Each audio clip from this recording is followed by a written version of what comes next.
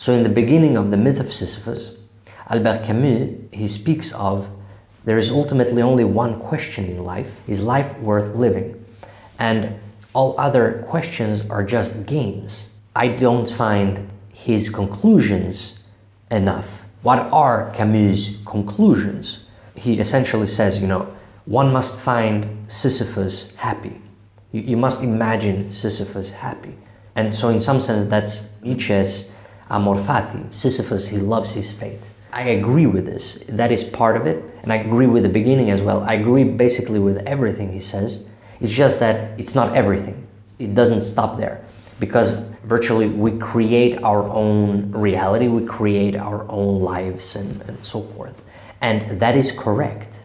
But the question is, how do we create this life? We can look at the book and see what it says here. There is only one true serious philosophical problem, and that is suicide. Judging whether life is or is not worth living amounts to answering the fundamental question of philosophy. All the rest, whether or not the world has 3 dimensions, whether the mind has 9 or 12 categories, comes afterwards. These are games. One must first answer. He's correct.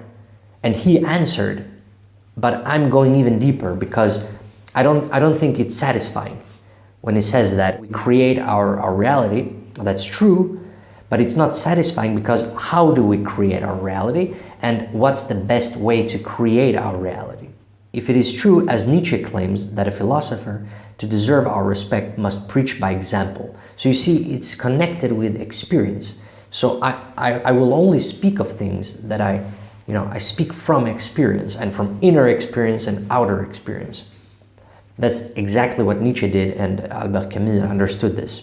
You can appreciate the importance of that reply, for it will precede the definitive act.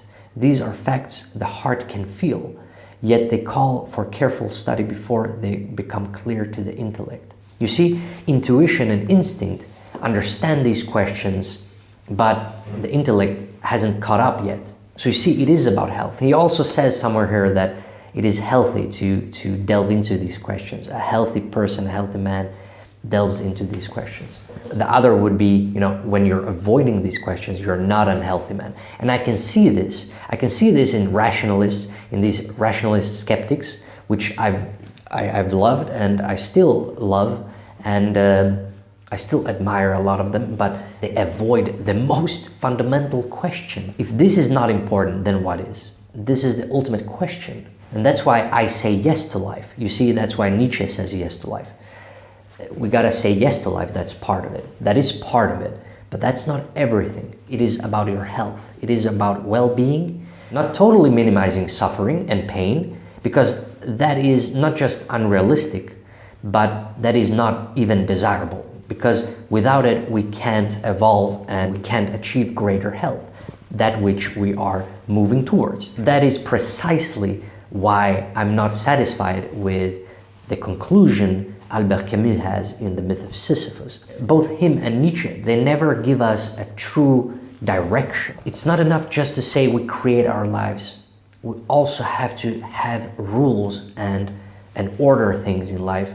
We see Sisyphus happy, but what's his direction? You gotta have a deeper purpose to pull up this stone up the mountain. What's the point of just suffering for the sake of suffering? There is no point in that. But I'm not totally against suffering, because without suffering, we can't really create. There wouldn't be any art or philosophy. There wouldn't be a reason for anything to exist.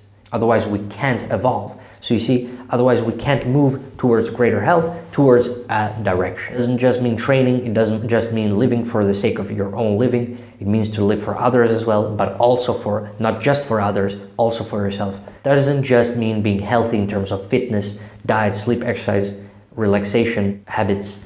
It's all of those, but also your work, your passion, obsession, those things as well. The myth of Sisyphus doesn't give us truly a direction. It doesn't give us any rules at all. He might have even said, you create your own rules. And in some sense, that is true. You do create your own rules, but I don't think most people are capable of this. That's why most people listen to a leader and follow a leader, and that's why there is a leader and there is the masses. It's always like that. So there are those who create those rules, and those who do not create the rules. The creators and the non-creators. It's always like that. But Camus, he doesn't give us any rules, truly any rules. He just, explores this, the absurd and the existential dread and so forth.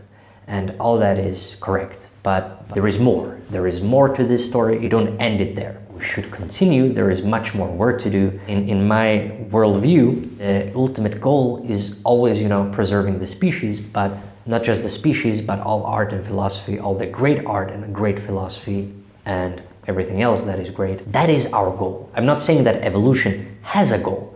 I'm saying we put the meaning into things. Nihilists say this, that there is no internal meaning. True, that is true, but we put the meaning in there. It doesn't matter that there is no internal truth. The same way it doesn't matter that free will is non-existent. It doesn't matter. So you see, those mind games don't matter. It's interesting, it's fun for a philosopher, for a thinker, but it doesn't truly matter, all right? It doesn't answer the heart's questions. And that's why I always move back to meaning of life and purpose and life and death and love and all those things. All the things that matters to us. And the meaning in things. You build yourself, your foundations, and then you move and help others and, indirectly, directly, however your nature is, that's what you follow. So some of us are more, indirectly, others are more directly working with people. All have our roles here. Doesn't mean that we're all meaningless. We put the meaning in there. It will be meaningless if we don't put the meaning into things. Of course it will be meaningless if we keep on repeating it's meaningless. Perhaps that is why the rationalists are careful with this question. But that is also a fear. So we shouldn't fear this. We should just face that fear and move right towards it. Solve it. Let's solve the problem. You just have to apply the things the same way you have to put meaning into things and a goal, otherwise it won't exist. Of course it doesn't exist. I'm not saying teleology, I'm not saying that exists internally in nature. I'm not denying this, and I'm not denying determinism. I'm also not denying the feeling of free will. The feeling of free will is important, even if it's totally deterministic. The will to change is strong, so strong that it doesn't matter. It's almost like you're overriding determinism. You have a will to change, and so change. And we're adaptable creatures. We are changed by nature. It doesn't mean we're always stuck, all right? So it's important that we have these guiding rules, health. We have a goal. The goal is to get better health and better well-being. It's not just random things, not just loving your faith. It is that, but not just that. It is not just creating our own life. It is that, but also more. It is according to our health, according and grounded in reality. That's the number one thing that grounds all of us.